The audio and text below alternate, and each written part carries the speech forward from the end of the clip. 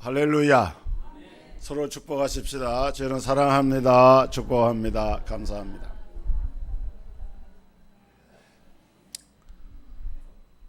우리가 인생을 살아가다 보면은 또 신앙생활 하다 보면은 어쩐 때 굉장히 외롭고 정말 주변에 사람이 없고 답답해서 이건 나만 이렇게 혼자 남아있는 것이 아닌가 이런 생각이 들면서 삶 자체에 대해서 또 신앙 자체에 대해서 어떤 회의감 같은 것이 오는 경우가 있습니다. 하나님의 종인 엘리야도 그런 경험이 있었습니다. 이 엘리야는 어떤 사람입니까? 하나님의 선지자입니다. 특별히 구약 시대에 이스라엘 역사에 많은 선지자가 있는데 이 엘리야는 그 가운데서도 가장 대표적인 선지자라고 할 수가 있습니다. 예수님께서도 엘리야에 대해서 이렇게 언급을 하셨고 또 예수님이 변화산상에서 변화되셨을 때에 그때 이제 그 제자들이 보니까 엘리야도 그 가운데 이렇게 나타나서 예수님과 환담하는 그런 장면을 환상으로 본 사실을 성경에 기록을 통해서 우리가 볼 수가 있는데 그만큼 엘리야는 그야말로 선지자 중에 선지자라고 할 수 있는 그런 인물입니다. 근데 그 당시에 엘리야가 활동하던 당시에 이 북왕국 이스라엘은 아주 영적으로 대단히 어두운 시대였습니다. 그렇기 때문에 이 엘리야는 마치 그 시대의 불을 밝히는 한 줄기의 이제 불빛처럼 백성들에게 소망을 안겨주었고 또 하나님이 그 엘리야를 들어서 그렇게 쓰신 것을 보게 됩니다. 엘리야 당시에 이스라엘의 선지자가 많이 있었습니다. 그런 가운데서도 특별히 엘리야는 하나님의 특별한 은혜 가운데서 하나님으로부터 들려 쓰임을 받았고 그야말로 큰 승리를 통해서 여호와의 하나님 되심을 만천하에 드러내는 위대한 사역을 감당했던 것입니다. 그런데 그랬던 엘리야가 이제 하나님 앞에서 내가 이제 족하오니 차라리 내 생명을 거두어 주시옵소서 하면서 엘리야가 아주 심각한 이런 우울 상태에서 좌절 상태에서 빠져 있는 것을 보게 됩니다. 왜 엘리야가 이처럼 영적인 침체를 맞게 되었는가? 또 이런 영적인 침체를 당할 때에 이것을 극복할 수 있는 해결의 길은 무엇인가? 오늘 저는 이 본문 말씀을 통해서 여기에 대한 성경의 하나님의 교훈을 함께 나누고자 합니다. 먼저 엘리야가 겪게 되었던 영적인 이 침체 원인을 몇 가지로 생각해 볼 수 있는데 첫째는 그에게 임하인 두려움 때문이었습니다. 엘리야가 갈멜산에서 엄청난 승리를 합니다. 그 시대는 아방 시대였고 아방과 왕후였던 이세벨은 우상을 숭배하는 왕과 왕비였기 때문에 이 왕과 왕비를 따라서 이스라엘의 지도자들 심지어는 이스라엘 선지자들까지 여호와 신앙을 떠나서 바알을 숭배하고 아세라 목상을 섬기는 이런 우상 숭배가 온 이스라엘에 만연하게 됩니다. 그때 엘리야는 분연히 일어나서 하나님의 재앙, 이 기근과 하나님이 주시는 재앙을 이기는 이 길은 하나님 여호와께로 돌아가는 길밖에 없다.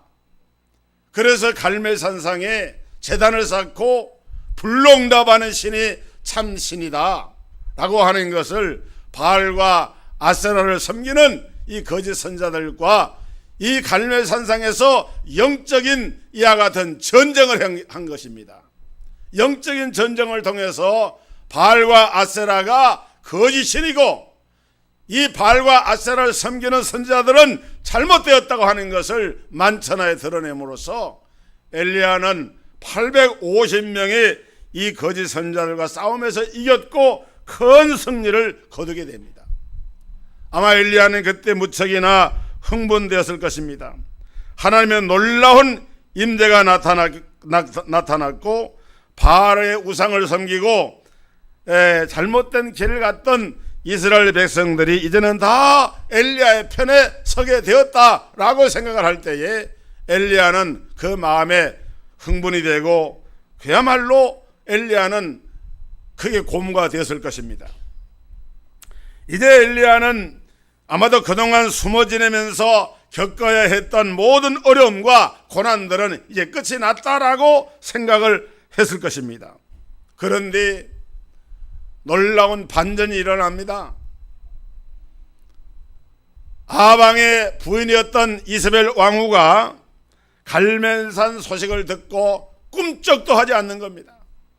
뿐만 아니라 오히려 엘리야를 죽이겠다고 협박을 합니다. 오늘 봉독한 본문 2절에 보면은 내가 내일 이맘때에는 정녕 내 생명으로 저 사람들 중 한 사람의 생명 같게 하리라. 아니면 신들이 내게 벌 위에 벌을 내림이 마땅하니라. 이미 지금 바알의 선자들 850명을 엘리야가 저들을 다 이제 척결하고 큰 승리를 거두었는데 이세벨은 조금도 기가 죽지가 않고 오히려 엘리야를 향하여서 너도 내일이면은 저 사람들처럼 될 것이다. 만약에 그렇게 하지 않으면은 신들이 내게 벌을 내릴 것이다. 단호하게 이렇게 이세벨이 엘리야를 죽이겠다고 협박을 한 것입니다. 근데 우리가 여기서 가만히 생각해 볼 것이 있는데요. 이세벨이 엘리야를 죽이려고 작정했다고 하면은 왜 예고를 하느냐는 거예요. 예고 없이 죽이면 됐을 터인데 내일 이맘때에 너를 죽이겠다 기별을 하고 통보를 하고 예고를 하는 것은 일종의 위협이고 협박입니다. 그런데 이 위협을 당하고 이 협박을 당할 때 엘리야가 그 협박을 당할 때에 기가 꺾여버렸어요. 갑자기 두려움이 임합니다. 나는 이제 살아남지 못하겠구나. 여러분, 사람이 어떤 어려움을 당할 때에 그 어려움 자체보다도 그 어려운 것이 임할 것이라고 하는 어떤 그 징조, 예고, 그 전조의 그런 증상들이 나타나게 되면은 사람들이 겁을 먹게 됩니다. 멀쩡한 사람이 병원에 가서 검진을 받았는데 의사가 중한 병이 있는 것처럼 이렇게 얘기를 하면서 뭔가 이렇게 얘기를 하면은 그만 그 말을 들으면서 사람이 이렇게 의기소침해지고 기가 꺾여지고 그런 경우가 생깁니다. 여러분, 엘리야가 그랬어요. 그러나 여러분, 우리는 결코 엘리야가 당한 것처럼 이렇게 염려해서는 안 되는 것입니다. 죽음이라고 하는 것, 이 죽음이라고 하는 것은 성경에 보니까 사단의 권세. 사단은 이 죽음의 권세를 가지고 사람들을 위협을 합니다. 천하의 모든 인생들은 이 죽음이라고 하는 이런 인생의 이 문제 앞에서 두려워하지 않는 사람이 없어요. 그런데 성경에 보니까 사도 바울은 뭐라고 고백을 했느냐? 사망아, 너의 이기는 것이 어디 있느냐? 사망아, 너의 쏘는 것이 어디 있느냐? 사망에 쏘는 것은 죄요, 죄의 권능은 율법이라. 그러므로 그리스도 예수 안에서 내가 담대히 증언하는데 그리스도 예수께서 사망 권세를 이기고 승리하셨기 때문에 사망아, 너는 아무것도 아니다, 이렇게 선언한 사람이 사도 바울이었습니다. 여러분, 사단은 우리를 죽인다고 위협을 합니다. 그리고 죽으면은 모든 것이 끝이라고 사람들은 생각을 합니다. 그러나 오늘 우리는 믿음 안에서 영원한 생명의 주가 되시는 예수 그리스도께서 우리에게 오셨기 때문에 죽음이라고 하는 것은 끝이 아니에요. 죽음은 뭐냐? 죽음은 천국으로 들어가는 하나의 관문입니다. 할렐루야, 할렐루야. 죽음이 뭐예요? 천국에 들어가는 관문인 거예요. 죽음이라고 하는 것이 모든 것이 끝이 아니라 우리 예수 믿는 하나님의 자녀된 성도들에게는 오히려 죽음을 통해서 우리는 성화가 완성이 되어지고 하나님 앞에 나아가는 이와 같은 결정적인 이런 사건이 죽음이 되기 때문에, 그래서 계시록에 보니까 계시록 14장 13절에 기록된 말씀 보면은 자금 이후로 주 안에서 죽는 자들은 복이 있도다. 죽음이 복되다 그랬어요. 오늘 이런 믿음을 갖게 되기를 주의 이름으로 축원합니다. 생명의 주인이신 하나님, 오늘 그분이 우리에게 영생을 선물로 주셨어요. 그런데 위대한 선지자였던 하나님의 종 엘리야는 이 이세벨의 죽음의 위협 앞에서 두려워하면서 그는 의기소침해서 차라리 내 생명을 거두어 주옵소서. 얼마나 안타까운 일입니까? 그뿐만이 아닙니다. 엘리야가 이렇게 이제 탈진하게 된 것은 너무 피곤해서 탈진을 했기 때문입니다. 엘리야는 몹시 지쳐 있었습니다. 기근이 오랫동안 있었습니다. 오랫동안 숨어 지내했습니다. 오랫동안 엘리야는 이제 정권의 권력을 피해서 피신을 하고 다녔습니다. 그 당시에 아방과의 이 영적인 전투에서 850명이나 되는 이 거짓 선자들과 영적인 싸움을 할 때, 여러분 물론 그 싸움에서 승리는 했지만은 그 싸움을 앞에 두고 엘리야가 얼마나 초조했겠습니까? 아무리 믿음의 사람이지만은 현실적으로 자기는 믿음으로 하나님의 살아계심을 믿지만은, 그러나 정작 그 사건이 일어나는 현장에서 그 일을 직접적으로 체험했던 엘리야는 정말 거기에 혼신의 힘을 다해서 그 갈멜산에서 지면 끝이라고 하는 초조함, 심적인 이런 여러 가지 고뇌, 육신은 지칠 대로 지치고 마음은 피곤해지고, 그래서 엘리야는 도저히 더 이상 버티기가 힘든 그런 지경에 처해 있었던 것인데, 거기에다가 결정적으로 이세벨이 내가 너를 내일이면 반드시 죽이겠다 이렇게 할 때에 엘리야도 어쩔 수가 없었던 것이죠. 결국 자포자기에 빠지게 되고 모든 것을 포기하고 싶은 이런 감정에 사로잡히게 됩니다. 시편 기자가 시편 38편 8절에 내가 피곤하고 힘이 상하였음에 마음이 불안하여 신음하나이다 이렇게 고백을 했습니다. 사람이 육신이 너무 피곤하고 지치면은 무기력하게 됩니다. 사람의 영혼은 육신이라고 하는 이 그릇에 담겨져 있습니다.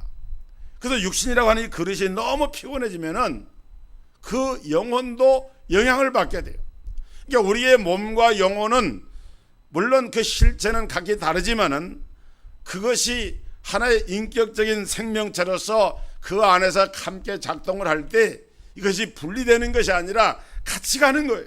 그래서 성경에도 내 영혼이 잘됨같이 네가 범사에 잘되고 내 육체가 강건하기를 내가 원하노라. 영혼만 잘되고 육체는 따로 있는 게 아니고, 육체만 잘되고 영혼만 따로 있는 게 아니고, 영혼과 육체가 같이 가는데 내 육체가 너무 피곤하고 지쳐있고 이렇게 돼 있으면은 영혼도 함께 이와 같이 탈진을 하게 되는 거예요. 여러분, 그래서 엘리야가 브엘세바 광야로 들어가 로뎀 아래 들어가서 죽기를 구합니다. 여러분, 하나님은 우리 인생을 지으신 분이고 우리 몸을 지으신 분이 되기 때문에 우리 몸의 구조나 이런 걸 잘 아십니다. 그래서 하나님은 우리 몸에다가 필요한 이런 모든 휴식과 안식을 위해서 6 동안 힘써 내 일을 하고 제7일은 내 하나님 여호와의 안식일인즉 이날은 쉬라, 안식하라 말씀을 했어요. 그래서 우리는 정확한 육체의 리듬을 따라서 쉴 때는 쉬어야 되는데 왜 쉬지를 못하느냐, 왜 안식일을 범하느냐? 우리 욕심 때문에 그런 겁니다.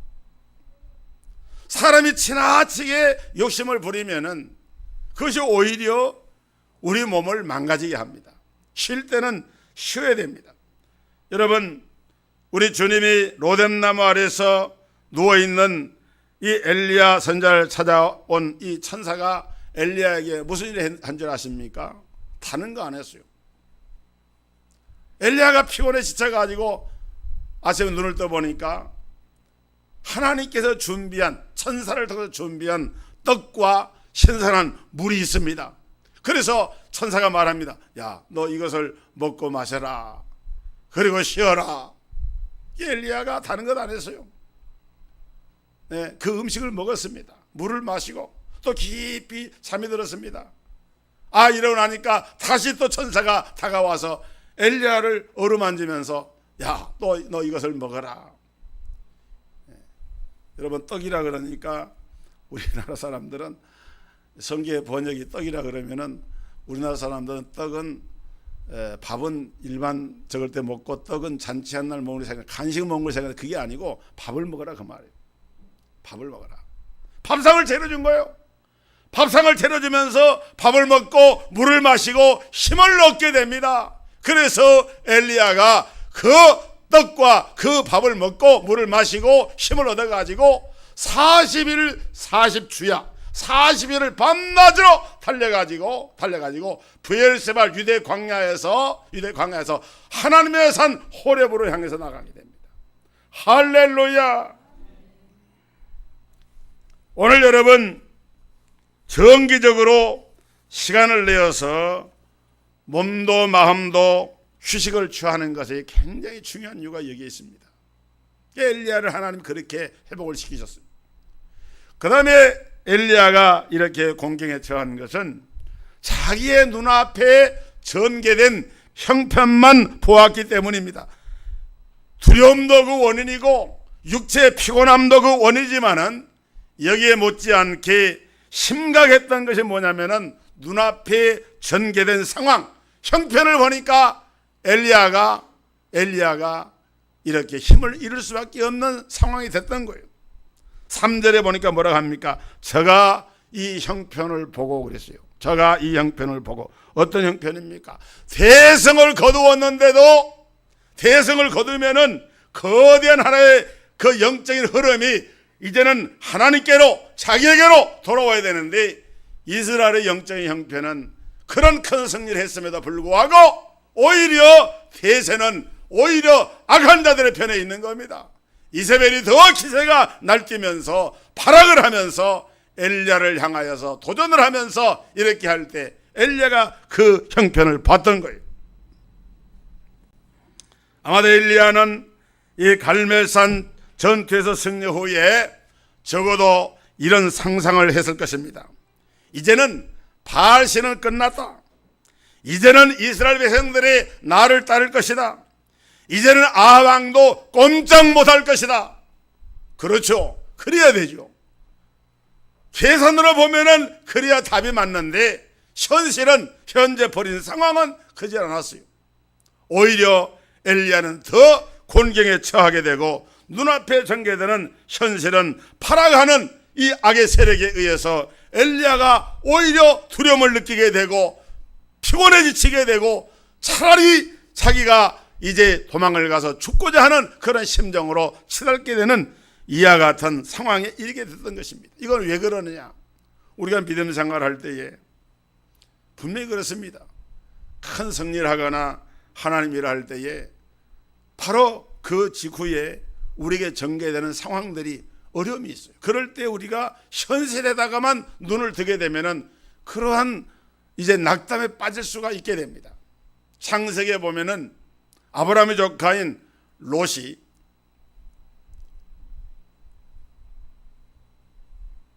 너는 택하라. 네가 좌하면 내가 우하고 네가 우하면 내가 좌하리라.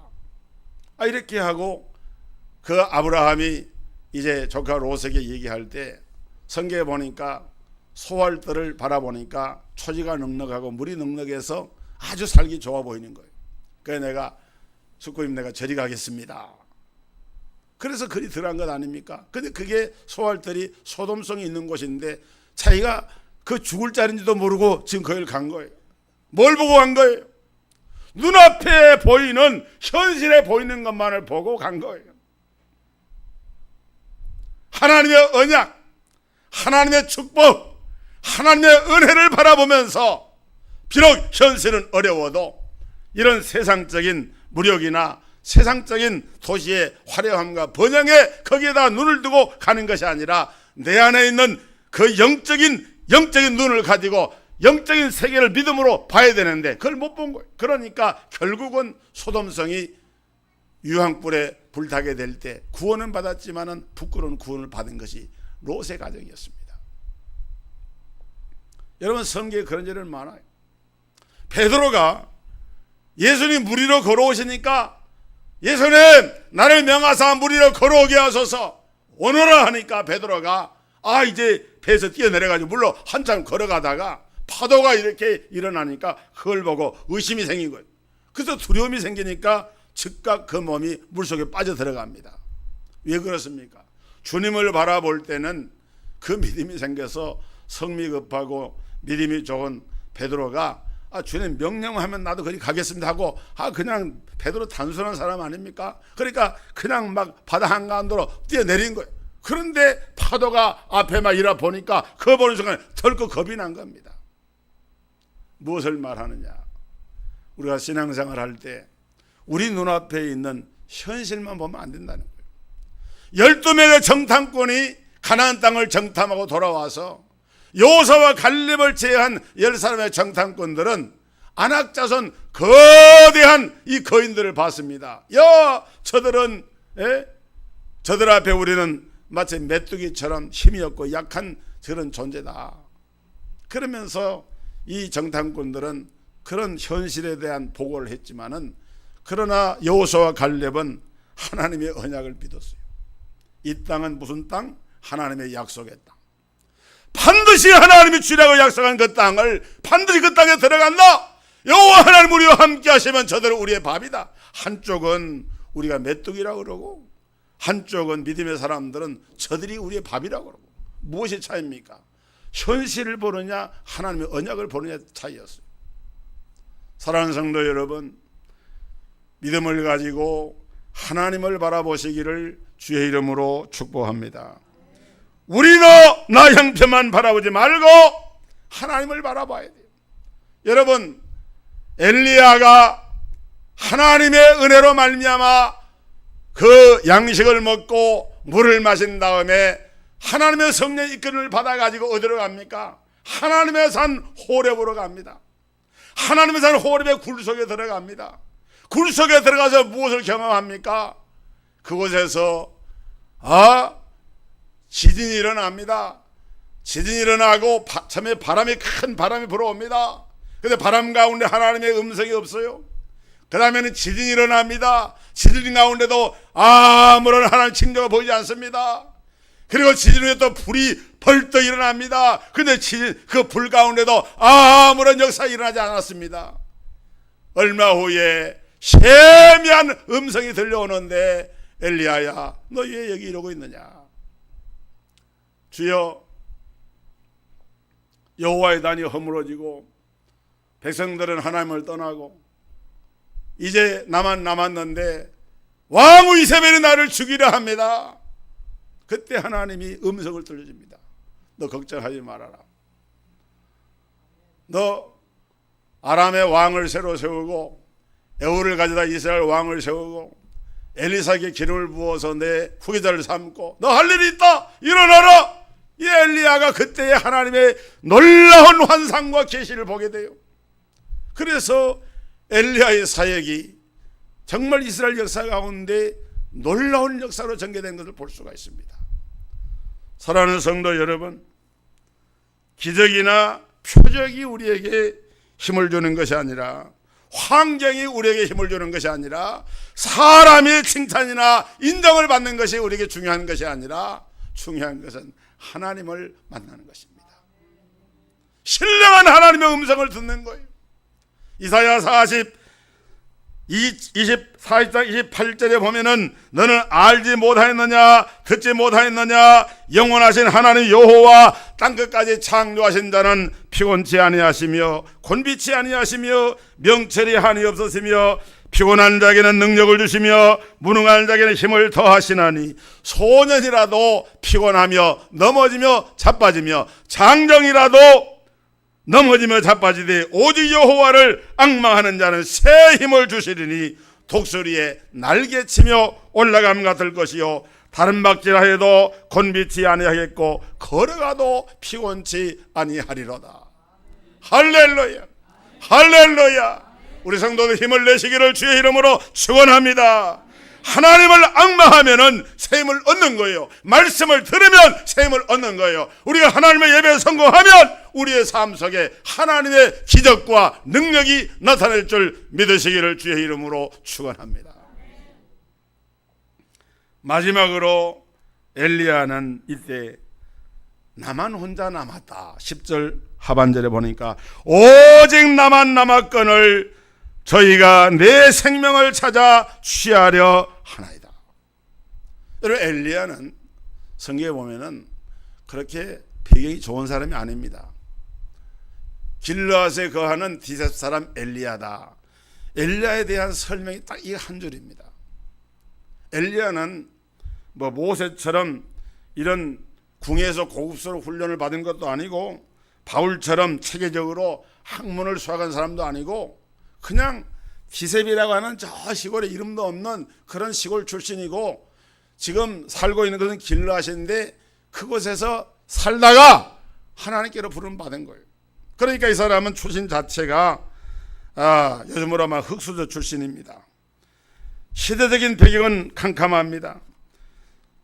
절대 권력자인 아방은 바알을 섬기고 부부인도 아세라를 섬기고 나라 전체는 어두운 흑암 속에 잠겨 있는데 엘리야가 그런 가운데 하나님의 부름을 받았어요.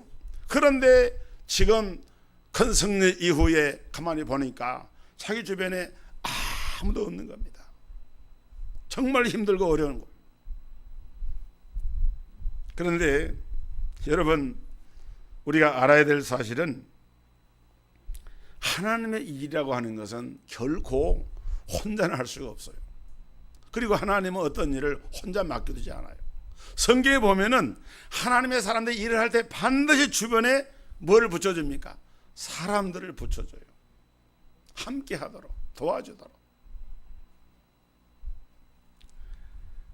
그렇기 때문에 우리는 생각을 바꿔야 되는데 하나님이 우리를 결코 홀로 버려두지를 않는구나.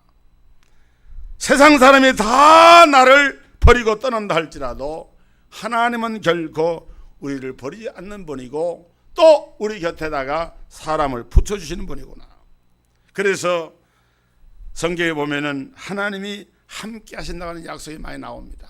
여호수아 1장 5절에 내 평생에 너를 능히 대적할 자가 없으리니 내가 모세와 함께 있던 것 같이 너와 함께 있을 것임이니라. 내가 너를 떠나지 아니하며 버리지 아니하리니 강하고 담대하라. 너는 내가 그들의 조상에게 맹세하여 그들에게 주리라 한 땅을 이 백성에게 차지하게 하리라 하면서 하나님이 모세가 죽고 난 후에 두려워하는 여호수아에게 강하라 담대하라 하면서 하나님이 함께 하신다고 약속을 했어요. 여러분, 그 하나님이 지금 여러분과 함께하고 계심을 믿으시기를 바랍니다. 더 나아가서 하나님은 당신의 일꾼들을 곳곳에 남겨두셔가지고 일을 하게 하세요. 엘리야 당시에도 엘리야가 생각할 때는 아무도 없고 나만 혼자 남았다 이렇게 생각했는데 하나님이 분명히 말씀을 합니다. 18절에 보니까 그러나 내가 이스라엘 가운데 7천인을 남기리니 다 무릎을 바알에게 꿇지 아니하고 다 그 입을 바알에게 맞추지 아니한 자니라. 여러분, 엘리야가 생각할 때는 자기 혼자 남았다 생각했는데 그 어두운 시대에도 하나님이 남겨둔 사람이 7,000명이 그 사람들이 정예부대입니다. 바알에게 무릎을 꿇지 않고 그 입에 입맞추지 아니한 그야말로 신앙의 정조와 정제를 지키면서 신앙의 그 순수성, 그 외골수 신앙을 지키는 그런 사람들이 한두 명이 아니고 엘리야 시대에도 7,000명이나 남겨두었다. 할렐루야. 참 감사한 일입니다. 이번에 5.17 강조 민주화 37주년 기념식 할 때 참 너무 감동적이고 너무 제가 눈물을 흘렸어요. 그걸 보면서 그 김소형 씨라고 보니까 우리 김사란 집사가 나이가 같더라. 1980년생 5월 18일생. 슬픈 생일이라는 제목으로 글을 낭독하는데, 왜 슬픈 생일이냐? 5월 18일 자기 난 날인데 자기 아버지가 그날 총탄 맞고 석 달 후에 죽었어요. 그 이야기를 글로 표현하는데 대통령이 울더라고. 나도 그때 울었어요. 너무 마음이 아파요. 그러면서 마치 그 5.18에 희생당한 그런 부상자들, 희생자들이 마치 저 북한의 공산체제가 내통이 돼가지고 한 사람처럼 이렇게 매도를 했잖아요. 우리 사회에서. 얼마나 쓰라린 일입니까? 가슴 아픈 일입니까? 여러분, 오늘날 우리가 촛불 집회나 이런 민주화 이런 과정에서 이런 광주 민주화에 희생당한 이런 분들의 희생이 없었다고 하면은 지금 민주화가 지금 제대로 될 것 같습니까?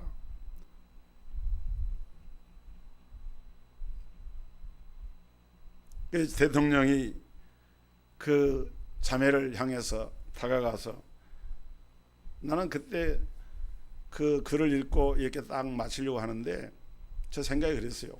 대통령이 좀 다가가서 좀 이렇게 손이라도 잡고 해주면 좋겠다 그랬더니 이렇게 생각을 제가 그렇게 했거든요. 그런데 진짜 대통령이 일어나가지고 가는데 그 김소영 자매는 그걸 모르고 자기 자리로 들어가느라고 한참 걸어갔어요.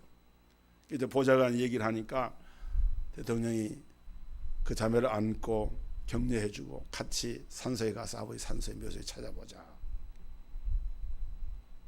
그걸 보면서 의로운 죽음, 의로운 사람들의 그 삶에는 비록 시간적으로 지체는 되고 하지만은, 그러나 분명히 의로운 사람들 지원하는 사람들이 있다.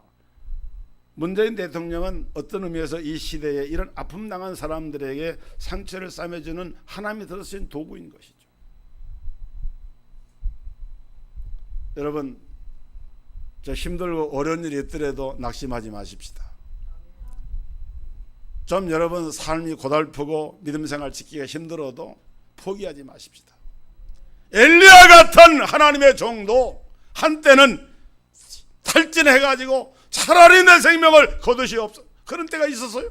사람이니까. 그런데 하나님은 염려하지 마라, 7천이 남겨뒀다. 그리고 아까 말씀한 것처럼 엘리야가 힘을 얻어서 그 생애에 그 좌절과 좌초된 그 전에 행했던 일보다 어떤 면에서 보면 엄청 더 큰 그 역사의 지형을 바꾸는 그런 일을 엘리야가 한 거예요. 할렐루야. 여러분, 회복이 될 때에 이런 역사가 일어납니다. 하나님께서 이런 은혜를, 이런 회복의 은혜를 주시기를 주의 이름으로 축원합니다. 걸어가신 아버지 감사합니다. 오늘 시대가 어둡고 많은 사람들이 좌절과 아픔을 안고 살아가는데, 엘리야 같은 시대적인 영웅, 하나님께서 쓰신 종도 인간에게 두려움을 느꼈고 심신이 피곤해서 좌절했고, 그리고 그의 협박하는 이런 세력에 의해서 현실만 바라볼 때 낙심할 수밖에 없었습니다. 그러나 하나님은 바르게 무릎을 꿇지 않은 7,000년을 남겨두셔서 정의 필성, 하나님의 공의가 살아계심을 나타내 보여주셨고, 역사를 주관하신 이가 사람이 아니라 하나님이신 것을 증거해 보여주셨습니다. 주여, 우리 사회에도 어둠이 많습니다. 슬픔 당한 사람, 눌린 사람, 또 우리 성도들 가운데도 삶에 지치고 피곤해서 낙심하는 일들이 많이 있습니다. 기도하고 원하는 것은 우리 모든 백성들, 우리 모든 하나님의 사람들에게 하나님의 은혜를 베풀어 주셔서 이러한 위기 가운데서 엘리야가 하나님께로부터 힘을 얻고 하나님의 산 호렙에서 다시금 영적인 힘을 재충전하고 새 힘을 얻었던 것처럼 하나님의 말씀을 통해서 우리가 다시 한번 샘을 얻고 성령의 인도를 받을 수 있는 귀한 삶을 살아갈 수 있도록 은총을 베풀어 주옵소서. 예수 그리스도 이름으로 기도하옵나이다. 아멘.